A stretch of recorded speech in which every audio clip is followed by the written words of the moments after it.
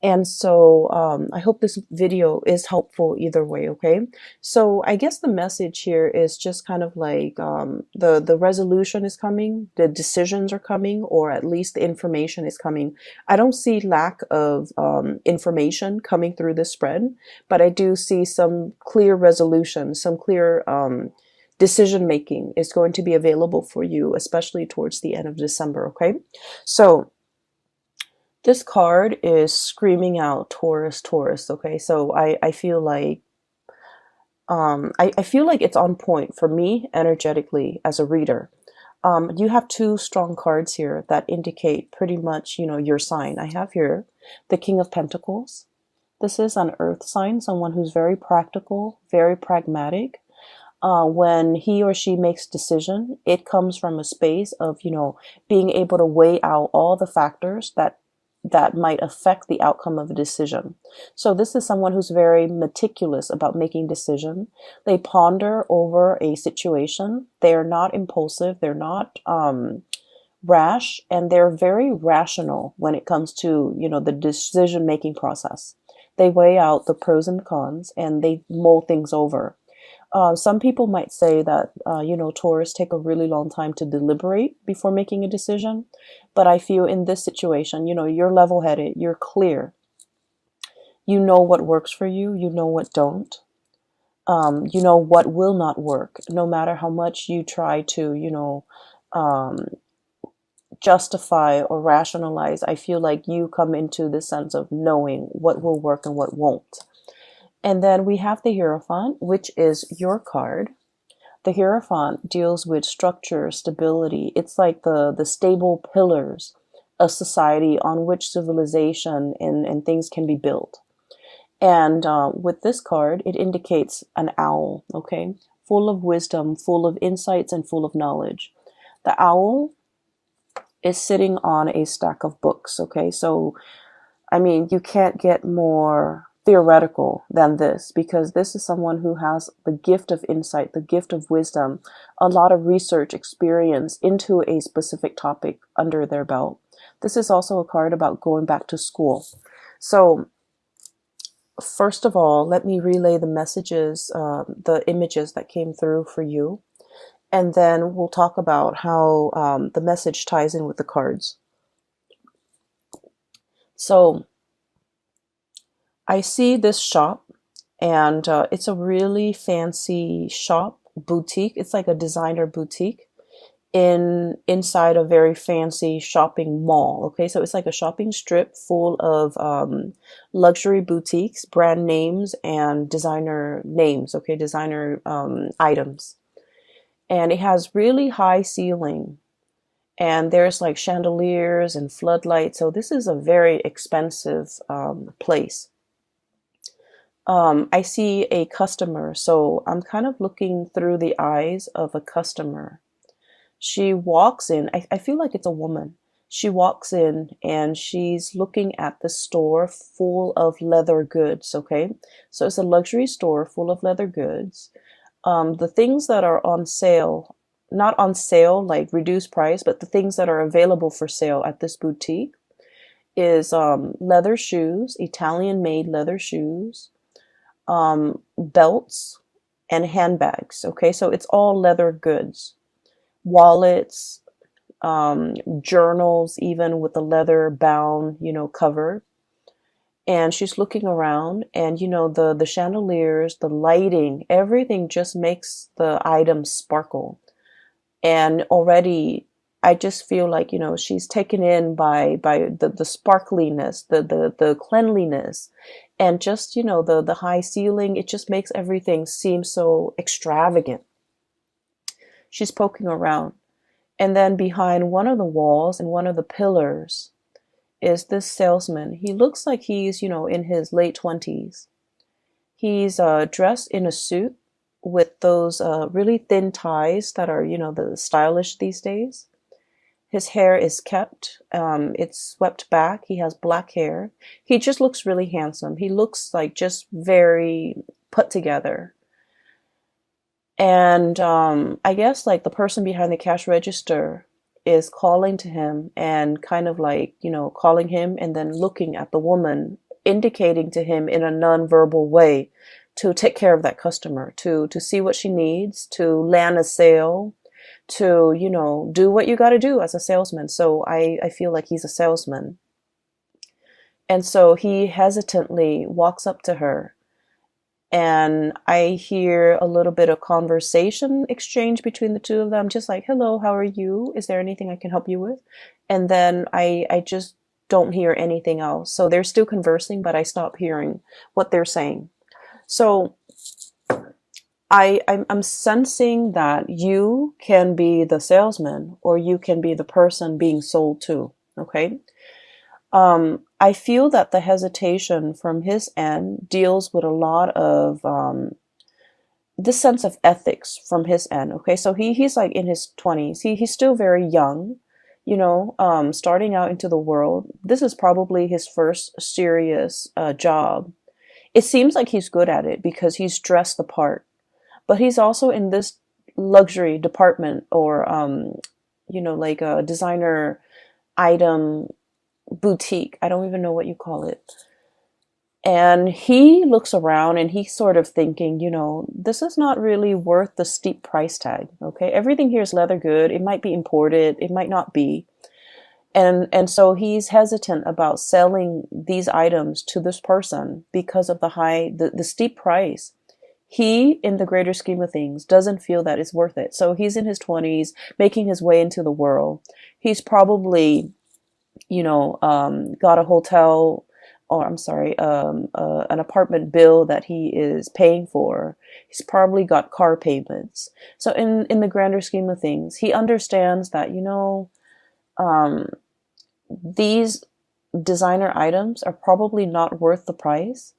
And so I'm not going to try to upsell anything. I'm going to try to, you know, just ask the lady what she needs and then show her a few items that we have in stock, but I'm not going to pressure her. Even though I might make the commission, I'm not going to pressure her. So I definitely feel some hesitation from his end about upselling, about promising more than, you know, he could deliver or the product could deliver.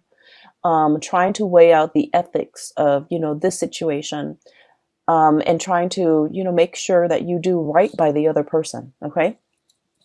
So what I do sense here is that energy coming through in this spread for you guys, where you're deliberating a decision, deliberating over a choice, trying to do the right thing, trying to take the practical decision as well. Okay. To make the practical decision or to take the more practical route when it comes to what you do. And so for some of you, you might be in a career path where you feel like things are not really progressing as it should. Okay, so once again, this is you seeing the true value in yourself, knowing full well your capabilities, the education, the life experience, the knowledge that you bring to the table. Okay, you've got this pentacle in your hand, knowing full well your skills and assets and not willing to settle for less. Okay. So I feel like deep down you have this sense of knowing that I deserve more. I'm in a place, probably in a transitory way. It's transient. It's not forever. And so I have to make do with the situation. And I do feel with this imagery on top of, underneath actually, the hangman. The hangman is being in a situation that you feel is a state of like, it's temporary, it's not permanent. You can get yourself out of this situation, but you're biding your time. So some of you are in a current work situation that you feel an end need to be put to it. You feel like you're not really, either the people don't appreciate everything that you have to offer, or you feel like you're not able to display yourself to your full capabilities, the things that you value about yourself, your work ethics, your meticulousness. Those things might not be valued by the people that you work for. Your brilliant mind, you feel like for whatever reason, it's not valued, or it might be devalued, or not a lot of emphasis is is placed on the skills that you bring to the table. So you feel that the longer you stay in this work environment or this situation, the more of yourself get lost in the shuffle. The these good qualities about yourself, these qualities that make you uniquely you, you feel like it gets lost in the shuffle. Does that make sense? And so I'm sensing that for many of you, you're deliberating a change of environment. Okay. I also feel an environment where a lot of people are coming and going. It's like a revolving door, okay? You might form attachments, relationship with somebody, but at the same time, it's like, oh, for example, I really get along with this person, and then in a few months, they're looking for other things. They're flying the nest to go and find whatever is more suitable for them, another job, another position, another company, another location even. So where you are it's kind of like a transit hub because people are constantly going and leaving. And so you find yourself here. You might have stayed here for a very long time. You might have thought that like, oh, I can build a life here. And so you start building a life here. And then you realize that maybe this work is not 100% suitable for me. So I need to find something that is a little bit more up my alley. And so I feel that you're kind of questioning, where do I fit in this environment? Do I even fit in? And, have I already outgrown this environment? Do I need to, literally plant my seeds, plant my pentacles, elsewhere? Is this a place where I can settle down and retire and build up the nest egg and, be secure long term? Or do I need to look at other options? So I feel for many of you, you're looking at greener pastures. You're kind of looking at an environment where you can thrive a little bit better, where the things that other people value will be in alignment with what you value, where your skills and assets are on full display, where you're going to be able to make a mark in the world. So I do sense there is a lot more that you want out of life, okay? I feel like somebody in your life has really stirred up these feelings within you. The feeling of wanting more, not in the spirit of, restlessness or things like that, but they are stirring up higher ideals, higher vision within you. What exactly does that mean? Well, it basically means that we can be comfortable with the status quo, okay, where the money's good. The man in the store, he probably makes really good commission because it's such an expensive store that if you are paying like 800, 900, 1,000 for like a leather belt, he's probably making like 15% commission out of that. So he's getting paid well. He's dressed the part. He's really good at his job. He's just a little bit hesitant about selling something that is very functional, like a belt, to somebody for like $1,000. He just doesn't feel like it's practical, right? And so he probably, is really good at his job, is really good at selling items. But at the same time, it's like where you are financially is probably really good. You can increase your salary, by a fixed amount every year. So things are really good. You're in this designer store and people behave in a very, I want to say, polite way. So the work environment is good. There isn't fierce competition. It's comfortable. It's a nice surrounding to be in and day out, right? And I feel like for Taurian people, that's very important to have a aesthetically pleasing, beautiful environment to work in, to be in. Like, let's not forget the high ceiling, the airflow, the traffic, the barrage of clients and people with a lot of money, and also the chandeliers. What more can you ask for? So on the surface, it seems really great. You're making good money, but the higher ideals, the higher evolution of yourself, it's basically somebody, and I feel like it might be this person, King of Wands, okay? For some of you, it might be a fire sign, a Sagittarius, an Aries, or a Leo, Sun, Moon, or Rising. And this is somebody that is like very experienced, very good at their craft. I'm hearing as well, the roar, okay? The roar of the tiger. So it's somebody who commands a lot of respect when they speak. It's someone who is quite an eloquent speaker. They have a lot of charisma, a lot of I don't want to say charm because that's not the right word. They have a lot of charisma, a lot of magnetism. They draw people to them. There's something about the way they sound. They're either very assertive, okay, like whatever I say, go. They're very decisive. They also don't like to compromise. Okay. So for example, if you're the salesman and you're in the stock room and you're taking inventory and you find out that, these belts are like bought for 14 bucks, made in China or whatever, made in Malaysia, made in some type of underdeveloped country, right? Or developing country. And you're just like, we buy it for 14 bucks and we're selling it for 1,000. That's not right. So this is somebody who's like that, who's ethical, who looks around and they see situations for what they are. And, they cut through the facade and I feel like they're commanding, okay? The way they live their life is very ethics based. And so somebody is kind of like calling you or calling you to, I want to say to want to develop to your full potential, to develop to your full ideal. So never mind this comfortable place where you're making quite a bit of money, you're good at your job, you're in a beautiful exotic is what I heard, exotic environment. There is more to life. Where else can you go or what else can you do that will make you a lot happier, that will fulfill all of these deep yearning and deep longings within your hearts of hearts that you feel this work environment is lacking. And a lot of it has to do with, ethics and morality.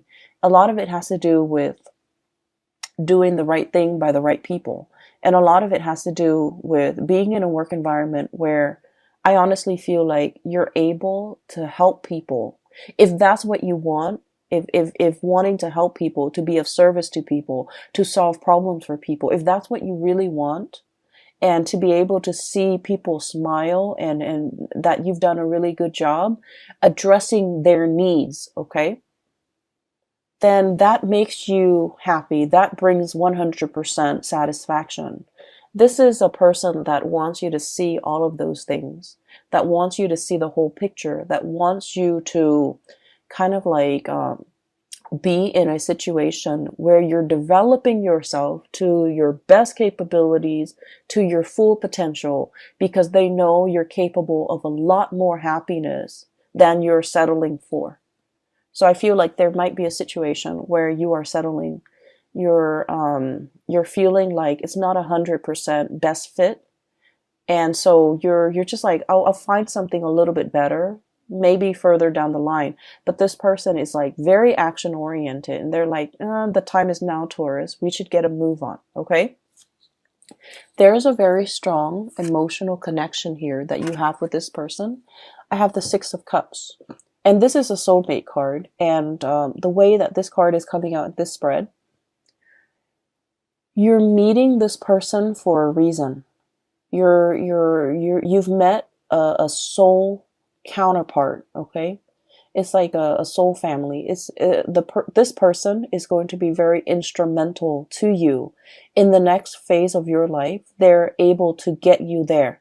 A lot of the times people think soulmate relationships or soul ties last for a lifetime.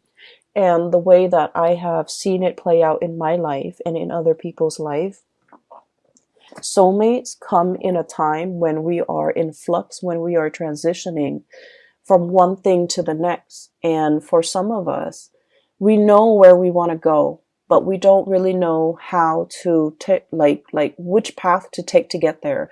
We also might not know how exactly to get there. The dream that we want and we envision for ourselves, it's so far away and it's so out of reach.